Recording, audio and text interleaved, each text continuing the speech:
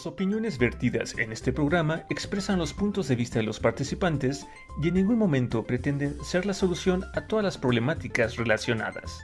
Queda a discreción de los escuchas el tomar sus propias decisiones.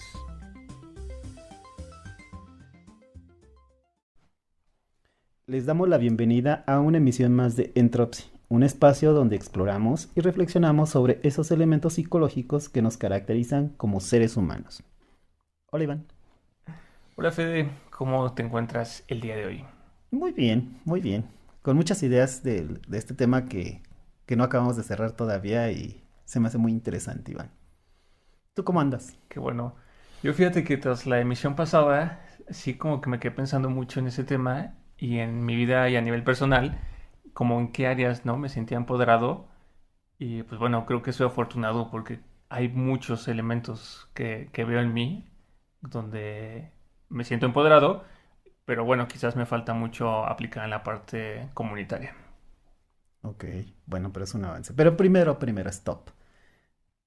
El día 22 de marzo Ajá. se celebra el Día Mundial del Agua. Y yo creo que es un buen día para retomarlo, ¿no, Iván? Sí, el agua, el agua, el agua. ¿Qué podemos decir sobre el agua? Pues fíjate que hay algunos estudios que dicen que algunas economías se van a mover por la disponibilidad del agua, Iván. Es un recurso económico ya. Sí, de hecho, es como, hay un nivel de ironía en ese tema del agua, porque 70% de la superficie terrestre está cubierta de agua, ¿no? Ujú. Pero solo el 2% de esa es agua potable. Es decir, que no contiene tantas sales como el agua de mar y por lo tanto, pues la podemos consumir. Sé que, por ejemplo, a Canadá, Rusia, algunos países de la península escandinava son países muy ricos en agua por su geografía, por la forma en que tienen sus tierras, tienen muchos lagos.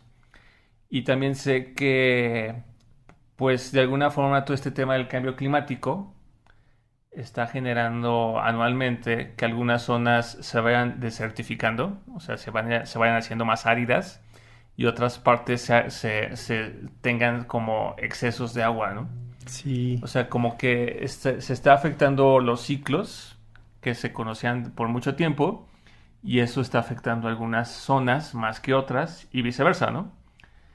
Y porque el agua, Federico, es literal, hay una película que me gusta mucho infantil que se llama Saki Krista y como dicen ahí, el agua es vida, ¿no? fíjate, Iván, que yo no me hice consciente de la suerte que tuve, porque por parte de mi papá, de donde era, muy cerca de aquí de Ixtlahuaca, en la capital del Estado de México, pues, cerca de Toluca, hay una red de ojos de agua, manantiales que nace agua, e incluso se hacen lagunas. Ok. Y donde está la casa, donde la casa familiar, la casa de mis papás, muy cerca corría un río. Entonces yo todo el tiempo estuve rodeado de cuerpos de agua. Visitaba un tío y había un manantial. Mi abuela materna tenía dentro de su terreno, de su propiedad, había pozos de agua. Entonces yo nunca vi como, pues a alguien le falta agua. Mi abuela tenía un arroyo, tenía pozos, mis tíos abuelos y los abuelos pues tenían, sin un ojo de agua, es decir, un manantial, tenían la laguna y se iban a pescar un tipo de camarón, acosil, Ok. y pues siempre había agua. Y alguna vez que me tocó viajar hacia Torreón, conocer Cuatro Ciénegas fue muy impresionante porque es un paisaje del desierto y ahí en medio del desierto son como pequeños oasis, Iván, Ujú. que están interconectados. Y ahí abajo crecen peces y hay corriente. O sea, yo decía, es que, pues, ¿por qué no todos tienen agua? Si pues, en todas mis casas, fíjate, Iván, hay agua, ¿no? Sí. Entonces, en algún punto empecé a dimensionar que había gente que no tenía agua. Para mí era muy natural y era como muy normal que todos tuviéramos agua y de repente alguien te llega y te dice, no, es que fíjate que tuve que caminar por 2 canteros de agua. Y yo, ¿qué? Pues hubiera sido un río, pues fui al río. Es muy importante tener el recurso, Iván. No, sí, pues hoy en día que también somos un planeta muy sobrepoblado, con muchísimas personas, cada vez se hace como más evidente la necesidad del agua porque hasta eso es un recurso semi-renovable, ¿no? O sea, sí, los ciclos del agua permiten que siempre se estén como rellenando los espacios naturales de agua potable, pero de repente el exceso de explotación está haciendo un desequilibrio, ¿no? A los que nos escuchan fuera de México o de la Ciudad de México, en la Ciudad de México existe un problema, ¿no? De desabasto de agua. Hay espacios, colonias en la Ciudad de México que desafortunadamente no tienen agua potable corriente, o sea, o nada más se les da acceso una vez a la semana o dos veces a la semana, ¿no? O sea, eso que en tu momento decías, ay, ¿cómo es posible que no tengan agua? Desafortunadamente se está viviendo, ¿no? ¿Y cuál sería mi propuesta? Pensando en un empoderamiento comunitario, sería hacernos conscientes, ¿no? De eso, que es un tema que cada vez puede ser que se vuelva un poco más urgente y que si hoy en día tenemos acceso al agua potable, pues solo que hagamos un uso adecuado, ¿no?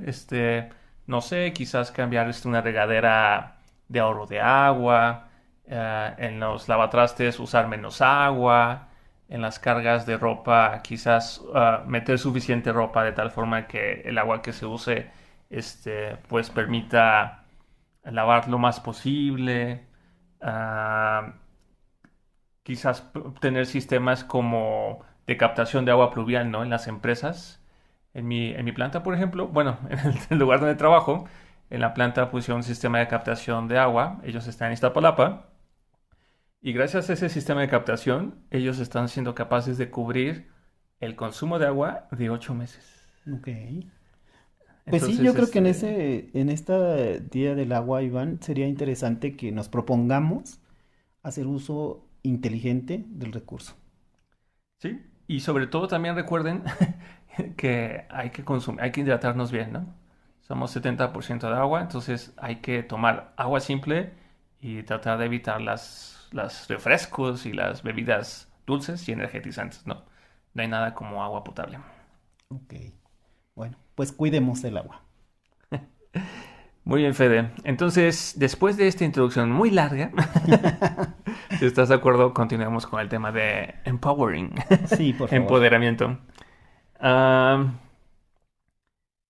creo que la vez pasada veíamos, ¿no? Que este tema es como muy integral, porque Ujú. tiene que ver con la relación con nosotros mismos, la relación con nuestros semejantes y la relación que tenemos con con nuestra comunidad. Y además es como ese control, ¿no? Que tenemos sobre nuestras vidas y sobre lo que nos rodea. Am, Esa noción que tenemos del control, porque a sí. veces no tenemos el control, pero sí tenemos la noción. Sí, algo que a mí en particular me gustó y me gustaría en verdad dominar es lo que comentábamos de esa personalidad resistente, que es eso de la tendencia a actuar como si tuviéramos influencia sobre lo que va a pasar. Hay momentos en mi vida que creo que sí lo tengo, pero me gustaría desarrollarlo más, ¿no? O sea, como tener esa certeza de que hay ciertas cosas que pase lo que pase, van a ocurrir, ¿no? Ujú. Entonces, también me quedé pensando en estos días que algo que a mí me empodera mucho es la música. Ok. O sea, hay veces que tengo como mi playlist de música que me gusta mucho, ya sea para cantar o simplemente escuchar o bailar. Y cada vez que me permito escucharla, cantarla o bailarla, me siento muy poderoso, me siento muy vivo, me siento muy energetizado. Ok. No sé si podríamos hablar de eso, que es una forma de empoderamiento. Claro, claro. Yo creo que es una forma individual, particular. Cada uno nos sentimos que vibramos más fuerte con algo, que nos sentimos poderosos con algo, que nos sentimos fortalecidos con algo. Y yo creo que de eso habla el empoderamiento, Iván. Cuando tú te autoconoces y te haces consciente, te haces autoconsciente de que tienes ese potencial, ese poder. Y fíjate que ahorita que hablas eso de autoconocimiento, o sea, creo que esta vez me gustaría un poco abordar los elementos, ¿no? ¿Ok? Que componen el empoderamiento. Y pues no sé con qué empezar. Empodérate, Iván, por favor. Sí, bueno, por ejemplo, ¿no? Se habla de que existen tres componentes. Es el componente intrapersonal, es decir, la autopercepción de los individuos respecto a sus propias capacidades, ¿no? Es decir, yo, Iván, creo ser capaz de aprender un idioma nuevo por mí mismo sin el apoyo de un profesor, sí o no, ¿no? O sea, sería como esa, esa, esa percepción que tengo de mis opciones. Y, por ejemplo, cuando una persona no carece de este componente, el individuo puede experimentar sentimientos de apatía, impotencia, carencia de control y de indefensión, ¿no? De alguna forma uno se siente como a merced de los elementos. Otro componente es el interactivo, es decir, se centra en los vínculos que las personas tienen con su entorno inmediato, ¿no? O sea, yo, por ejemplo, con mis papás, con mi pareja o con mis amistades o contigo, es cómo interactúo, ¿no? De qué forma ejerzo mi influencia o mantengo las relaciones, ¿no? O sea, soy alguien que si me dicen, tienes que estar aquí porque si no dejas de ser mi amigo y entonces voy. O yo soy alguien que al contrario no digo, oigan chicos, ya quiero hacer una reunión, ¿qué les parece una carnita asada? Tal fecha, como ven, pueden, sí. Ah, no, no puede la mayoría. Bueno, el siguiente fin, sí. Ah, entonces como ese juego, ¿no? Que tal vez cada persona puede hacer uso.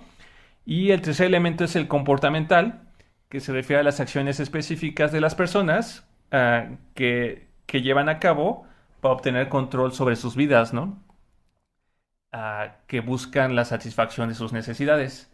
En este sentido, pues pienso, por ejemplo, ¿no? En el trabajo, ¿no? O sea, yo voy a trabajar o tengo un trabajo que me permite lograr ciertos objetivos personales, ¿no? Por ahí me quedo pensando en una persona que conozco que de alguna forma, por ejemplo, laboralmente, pues es muy picky, ¿no? O sea, es muy especial y no le gusta que le griten y que le digan cómo hacer las cosas, etc, etc. Entonces, ¿qué obliga a ese contexto? Que tan pronto como le dicen algo que no le gusta, renuncia. Ok. Pues ha de Entonces, llevar más de uno, porque sí, es complicado. Ajá. ¿Y qué lleva a eso? Pues también como una especie de abandono de esa persona, porque pues no es que tenga de qué vivir, ¿no? O sea, realmente sí ocuparía un trabajo, pero de alguna forma, pues podríamos pensar que no, pues no está empoderada, ¿no?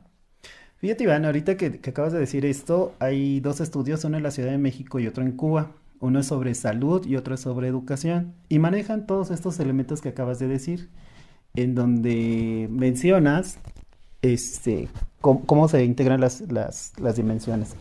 Y en la interacción, el estudio de salud te dice que tu contexto va a afectar en tu empoderamiento. Es decir, si bien es cierto que nosotros somos entes sociales y en nuestra comunidad hacemos, también es cierto que el contexto funciona de tal modo que podemos tener disponibilidad sobre recursos de salud o no. Y cuando no los hay, muchos dirían, pues ya no los hay. Bueno, el empoderarse y la muestra de que la comunidad se está empoderando es hacer que hayan recursos de salud. Ok. El otro estudio, el de educación, te dice, bueno, vamos a hacer un reconocimiento de los integrantes que están llevando un proceso educativo. Y dentro de ese contexto vamos a ubicar quién está desarrollando sus rasgos de personalidad. Es decir, que alguien dirija, alguien escuche, alguien... Incluso yo te daba el ejemplo de tomar nota, pero bueno, aquí ellos lo que te dicen es, si tú en el contexto haces que las personas se conozcan con una realidad de poder hacer algo, entonces estás facilitando la educación. Y todavía no has hecho nada, pero estás empoderando a las personas, porque están reconociendo la posibilidad del conocimiento y del aprendizaje.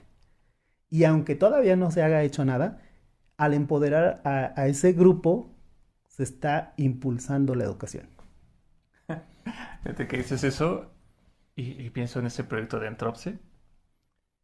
Y bueno, a los que nos escuchan y nos han dado comentarios, muchas gracias. Pero creo que podríamos decir que ese tema es como parte del objetivo de este espacio, ¿no? Que quien nos escuche, con cada tema que brindamos, con las experiencias compartidas de nuestros invitados, se vayan empoderando, ¿no? Se vayan quedando como con ese elemento que quizás no conocían o habían escuchado, pero no habían tenido el tiempo de revisar en profundidad con lo cual puedan como lograr ciertos cambios, ¿no? O sea, ya te compartí el otro día que hubo una retroalimentación que tuvimos de alguien que decía, es que mientras los escucho, además que se le hace muy divertido nuestra conversación, aprendo. Y al aprender o a través de sus experiencias sobre los invitados, yo me identifico y digo, ah, sí es cierto, ¿no? O sea, creo que yo también puedo o debería aprender esto o creo que esto me falta, ¿no? Y ahorita que lo comentas, creo que esto me emociona más porque estamos hablando que este espacio de Entropy, a través como del ejemplo y de lo que compartimos, permitimos que quienes nos escuchen aprendan algo nuevo y a la par que puedan empoderarse, ¿no? Poco a Sí, poco. sí, fíjate, Iván, que este proceso de empoderamiento, algunos lo reconocen más por sus características de fortalecimiento en lo social, en lo comunitario, y lo hacen ver como un transformador cultural. Es decir, cuando alguien se empieza a empoderar en un punto, en su contexto alrededor, alguien más va a terminar empoderándose. No digo que todos, porque depende de muchos factores, pero cuando alguien se empodera en ese círculo social, alguien más se va a empoderar. Y cuando ya consideras que ya hay por lo menos dos elementos empoderados, empiezas a hacer una transformación de la comunidad o de lo social. Y en ese sentido es un transformador cultural. Wow. O sea que necesitamos mucha gente empoderada. Sí, fíjate que curiosamente te decía yo al inicio de este tema que cuando yo oí empoderamiento, yo inmediatamente me disparé hacia las mujeres. A las mujeres hay que empoderarlas, ¿no?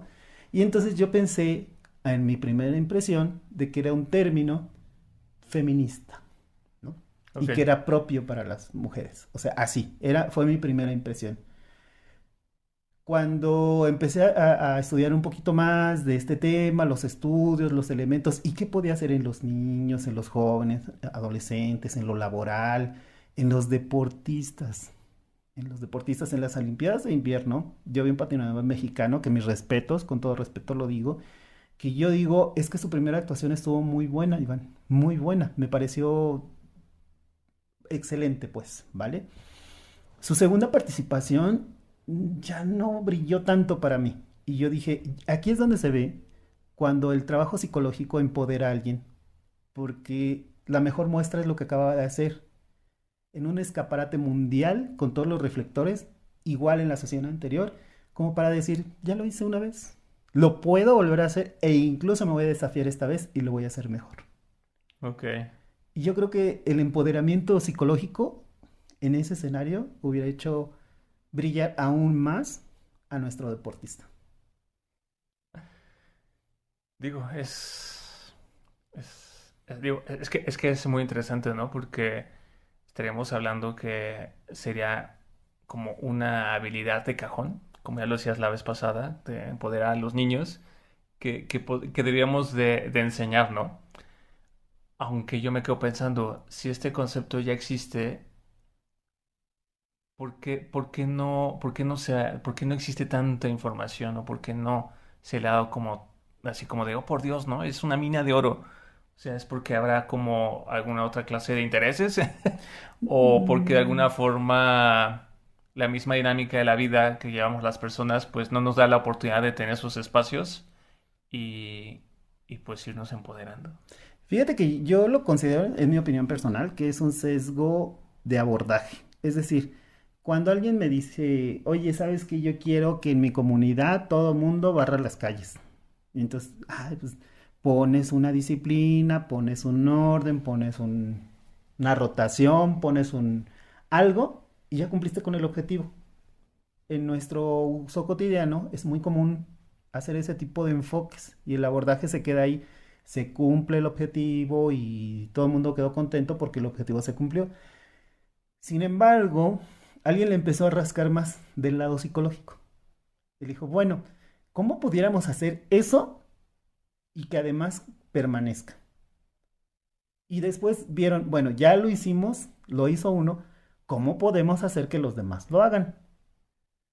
Y luego ya fueron más ambiciosos y dijeron, bueno, pues si están de común y está en todos nosotros, ¿por qué no hacer parte de nuestra cultura mexicana? Yo soy muy mexicano, por cierto. de nuestra cultura mexicana, esa parte que cuando hay un sismo y que toda la sociedad se vuelca a ayudarlos, ¿por qué no mejor hacer una cultura antisismos y ver qué sectores van a apoyar a alguien y quién va a ir a rescatar a alguien y cómo participar? Y entonces se vuelve una cultura, Iván. Y yo creo que estamos en esa parte de formación donde vamos a formar como tal una cultura empoderada. Que bueno, hablando de sismos, podríamos decir que es el caso de Protección Civil, ¿no? Que creo que es un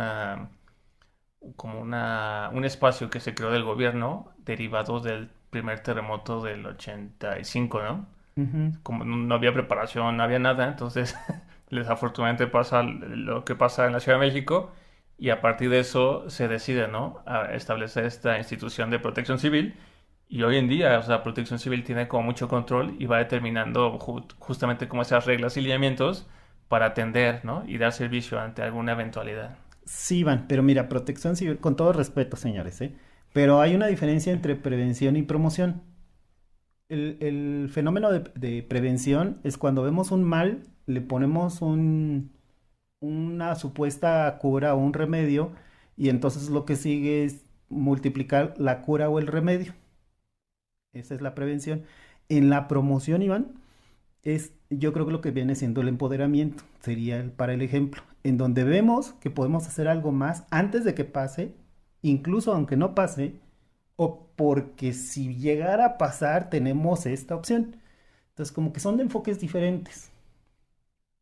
Nada está mal. Yo creo que lo peor que podemos hacer es no hacer nada. No Sí. estoy criticando esa parte. Estoy diciendo que si podemos hacer que nuestra sociedad crezca empoderándose a nuestros familiares, a nuestro contexto, pues podríamos tomarlo como una invitación a desarrollarnos, Iván. Y mira, fíjate que comentando este tema de México y demás, yo encontré dos estudios donde dentro de las conclusiones que hablan sobre el empoderamiento, comentan que en la población mexicana urbana y rural se presenta el empoderamiento y que algunos mecanismos asociados, por ejemplo, es la autoeficiencia, la autodeterminación, la autonomía, el pensamiento independiente. Algo que impide un poco el empoderamiento es el miedo al éxito y la falta de la identificación de necesidades del cambio, ¿no? Ok. O sea, serían como elementos que a su vez coadyuvan o se suman para empoderar a las personas. En otro estudio que Banda y Morales en 2015 llevan a cabo, descubren que el empoderamiento psicológico es un indicador de que los individuos están tomando acciones colectivas y que estas acciones influyen de forma intrapersonal para generar cambios sociales o políticos, ¿no? En ese sentido me quedo pensando ahorita en este tema que hay mucho en México, ¿no? Sobre las marchas feministas, Mm. donde pues las mujeres están alzando la voz, independientemente, ¿no? De que si hay elementos en esos movimientos que pues son los que de repente generan los destrozos. Lo interesante en todos esos movimientos, desde mi punto de vista, es que la mujer mexicana hoy ya no tiene miedo de hablar, ¿no? Ni de salir, y que al momento en que se empiezan a unir y a ser como colectivos y de repente salir a marchar un 8 de marzo y darle voz a todas esas mujeres que desafortunadamente ya no están, eso habla, ¿no? Justamente de este empoderamiento, pues en este caso femenino, o sea, estamos hablando que ah, las mujeres paso a paso van ganando como estos elementos de los que hablamos y también van exigiendo, ¿no? Que se respete o que sus demandas sean escuchadas. Sí, fíjate, Iván, para mí el empoderamiento femenino definitivamente llega a un gran avance. Hay partes y personas que criticamos, porque me sumo a las críticas, y que conste que no es una crítica sorda. Yo tengo una persona, un familiar desaparecido, una mujer, y sé lo que se siente, Iván, que tu familiar no regrese. Lo digo con todo el respeto y doy este antecedente solo para dar el contexto. Yo siento que no están completamente empoderadas, Iván. Ya saben hablar, pero todavía no encuentran el canal. Yo creo que cuando encuentren el canal y las voces lleguen al lugar donde debe de llegar, están empoderadas. Ahorita están en el proceso. Todavía yo no les daría como la palomita de ya llegaron. No. Van caminando, se oyen fuerte y yo espero que no se callen. Espero que encuentren canales y que sus acciones las hagan sentir empoderadas. Porque si ahorita estoy seguro que invitamos a dos o tres, nos van a contestar que falta mucho por hacer, porque todavía no tienen esa sensación de avance. Ok. Fíjate, Iván, que encontré un estudio que el título me encantó. Y queda, creo yo, mucho para ahorita, Iván. Porque en el 2013, Sánchez Vidal hizo un estudio que se llamó ¿Es posible el empoderamiento en tiempos de crisis? Ok. Y entonces dije, oye, este señor tenía una bola mágica o no sé qué onda, pero me encantó desde el título. Y entonces cuando empecé a desmenuzar, digo, son muchos elementos y me aventaría mucho tiempo, pero el título, Iván, ¿es posible el empoderamiento en tiempos de crisis? ¿Tú qué piensas, Iván? Pues yo diría que más bien no solo es posible, ¿no? Sino es como mandatorio. Porque de alguna forma la crisis tiene dos formas de verlo, ¿no? Como el problema o como la oportunidad. Y yo soy más como positivo, entonces yo siempre trato de ver las crisis como una forma de cambio, de oportunidad, de lograr algo diferente.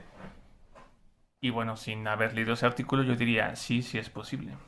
Fíjate, Iván, que yo te digo, estaba revisando varios y cuando lo leí dije, este queda para el podcast. Primero, porque estamos en una pandemia. Hay una crisis ahí de seguridad y estabilidad y la paz mundial. Y bueno, los enfrentamientos y los pros, los contras, feminicidios, y te puedo seguir media hora con los temas. Pero dije, bueno, lo pensaría al revés. Si no hubiera crisis, ¿nos empoderaríamos?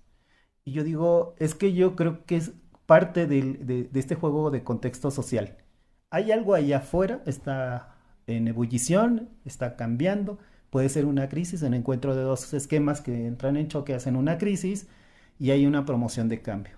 Y digo, bueno, qué mejor momento que el día de hoy, empezar a empoderarnos. Tú, yo y todos los demás.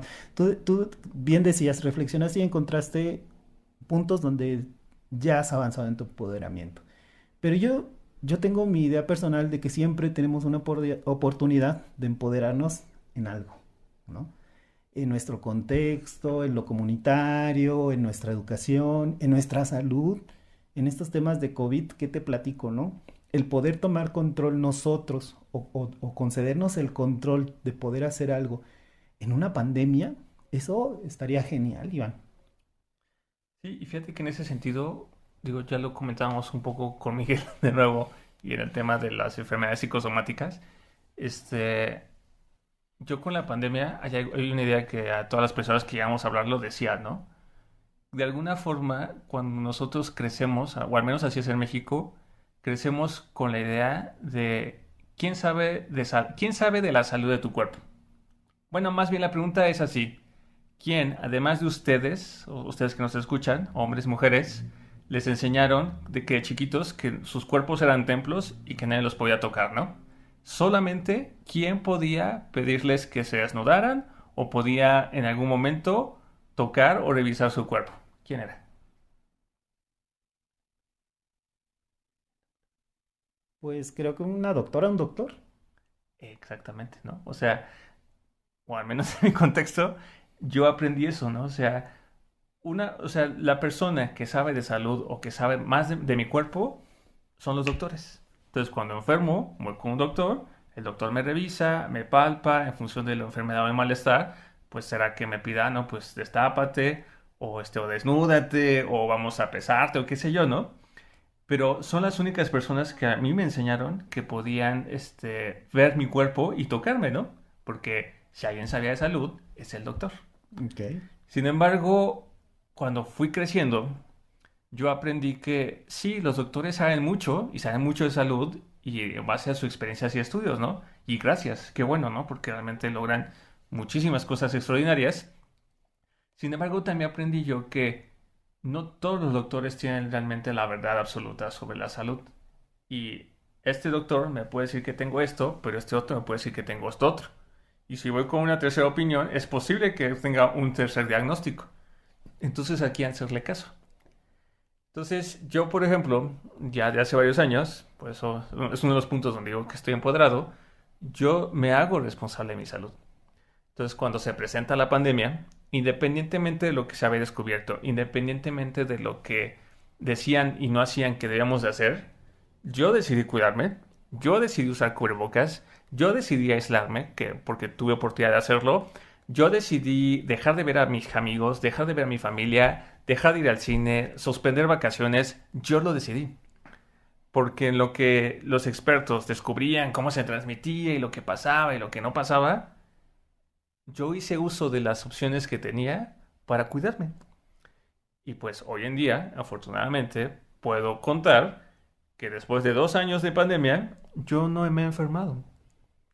Entonces, yo creo que sí. O sea, yo creo que hablando de salud, las personas en el ideal deberían de empoderarse, ¿no? Reconocer que sí, los doctores saben mucho y podrán guiarnos, pero realmente es uno quien tendría que tomar esas decisiones, ¿no? Cómo tratarse. Y no solamente hablando de un tema de salud físico, ¿no? Sino yo iría un poco más y hablaría de un tema de salud psicológica, ¿no? Ujú. Por ahí tengo a alguien muy querido, muy cercano, que ya está un poco grandecito, que me decía el otro día, ¿no? Yo a mis 67 años reconozco que soy una persona que merezco ser feliz, que merezco ser respetado, que merezco vivir una vejez digna y decido poner alto a estos elementos que me rodean que ya no me gustan, que ya no quiero. ¿Qué va a pasar? No lo sé, pero yo decido poner un alto, ¿no? Ujú. Entonces yo diría, digo, sin saber este tema, yo dije, y ahora reflexionando, digo, no, pues se está empoderando, ¿no? Exacto. A sus sesenta y Es, siete añotes lo logró. está lográndolo, ¿no? Y Sí, creo que es un ejemplo, es pues, plausible. es muy plausible y además, pues, es algo que reconocer, ¿no? O sea, finalmente en estos temas psicológicos, ahora sí que no hay edad, ¿no? Para lograr cambios. La edad no es factor en ningún mapa psicológico, Iván. Yo creo que hablando de niveles de desarrollo, niveles de comprensión y de este tema, bueno, son puntos más médicos que psicológicos. Este, yo creo que, y por eso te hice la invitación de este tema, yo creo que empoderar te ayuda a educarte, a educar a tus niños, a educar a tu familia, te ayuda a educar tus emociones, a vivirlas, no limitarlas, hacerlas tuyas, abrazarlas, compartirlas o guardarlas incluso si fuera la situación, ¿no? Yo creo que empoderar, hablando de lo laboral, bueno, imagínate un equipo de puros líderes en cualquier compañía, bueno, wow, les aplaudimos también, ¿no? Te digo, en políticos, sería una maravilla que los políticos hoy dijeran, es que no sé cuál quiero porque todos son líderes, todos son de lo mejor del mundo, es lo mejor de la sociedad, Sí, ¿no? Y me puedo seguir así en los contextos, ¿no? No sé, lo cultural, ¿no? Que tengamos ahí los mejores exponentes los por artistas. conocimiento propio, por desarrollo personal y por pedirse con autoeficacia un nuevo modelo cultural en esta sociedad. Sí, no, sí. Ahora sí que digo una vez más, ¿no? La sesión pasada contaba que yo no ubicaba mucho del tema, pero pues creo que es algo que ya voy a tratar también de desarrollar con mis pacientes, porque creo que sí, o sea, a todos nos vendría bien, ¿no? Como una dosis de empoderamiento en el área que lo necesitemos. Y pues no sé, Fede, antes de cerrar este episodio, no sé si tú pudieras compartirnos alguna idea práctica o algo que nos pudiera servir como para desde casa y cada quien desde donde nos escuche desarrollar un poco su empoderamiento, no sé. ¿Tendrías alguna... Fíjate que yo particularmente te decía, yo creo que la cultura mexicana tiene un pendiente para nuestras mujeres. Entonces, yo en lo personal, independiente al tema de abordaje, cuando yo estoy trabajando con una niña, me gusta empoderarla. ¿Y cómo lo haces? Pues para empezar, cambiarle su autoimagen. Normalmente las niñas son todo menos bonitas, todo menos preciosas, todo o están muy gordas o muy flacas, entonces primero su autoconcepto, ¿no? Tú eres una niña única, Si alguien pudiera tomarte de molde, haría un superhéroe, pues, pa' pronto, ¿no? ¿Para qué te preocupas? Hablando en esa misma niña, en su desarrollo educativo, y que me diga, ay, es que saqué 6. Híjole, no, bueno, es que 6 y después sigue el 7 y después el 8 y veto a saber si llegas al 10 o no, pero imagínate, ya sabes la base, lo que sigue, esto es como niveles, segurito, segurito. Ponte a estudiar un poco más y vas a ver que en la siguiente calificación mínimo vas a tener 7 sin ser demandante. Y bueno, a mí me han sorprendido, porque de repente regresan con el 10 en la siguiente vuelta. Y esta parte de que te vas a casar y tener hijos, le digo, mira hija, eso es biología. Las niñas sí pueden, los niños no. Eso es bien fácil. Pero, ¿tú qué quieres ser? ¿Quieres ser soldado, paracaidista, cocinera, ama de casa? ¿Qué? Y me han sorprendido de repente porque te dicen muchas cosas que ni siquiera su familia, sus papás lo sabían. Y entonces como que esa parte de permitirles tener un conocimiento de sí mismas y de lo que pueden ser, esa parte del autoconocimiento, a mí me gusta hacerlo mucho con las niñas. Ok, y entonces quizás extrapolando esta idea con nuestros escuchas quizás más grandes, podría ser como eso, preguntarse en la etapa en la que estén qué les gustaría hacer, qué no han logrado, que consideran importante y tal vez pensando en eso que les gustaría lograr, quizás como hacer un plan, fijarse qué necesitan para lograr llegar a él. Fíjate que con algunos pacientes me ha pasado que tienen mucha resistencia y van para reconocerse lo buenos que son. Ok. Y cuando hablamos de posibilidades de algo, se cuestionan mucho. Y yo los convenzo de que se pregunten, ¿y por qué no? Mm. Y cuando los convences se sorprenden ellos mismos cuando se contestan, ¿y por qué no? Por nada. O sea, nada más se están deteniendo. Y esa parte de autopreguntarte, ¿y por qué no? De veras les puede ayudar cada día. Ok. Pues gracias, Feder. Así que ya tenemos dos ideas a los papás y mamás. Ya saben, empoderen a sus niñas, pero también a sus niños. Y a aquellos que nos escuchen que ya están más grandecitos, pregúntense, ¿por qué no? Bueno, pues a mí me encantó este tema, pero el tiempo se nos acabó, amigos. Finalizamos esta emisión llena de ideas y comentarios propios y de diferentes líneas de investigación, confiando que en casa ayudarán a crear una nueva forma de conocimiento propio, que les ayude en la etapa en la que se encuentren. Agradecemos que nos sigan y esperamos sus comentarios, sugerencias y agradecimientos en nuestros sitios de Facebook, Instagram, Apple Podcast, Google Podcast, Spotify, ya dijimos. ¿no? Y Anchor. Okay. Nos estamos escuchando y los esperamos en el Café de Entropy, donde tendremos una gran invitada. Sí, los esperamos. Hasta luego.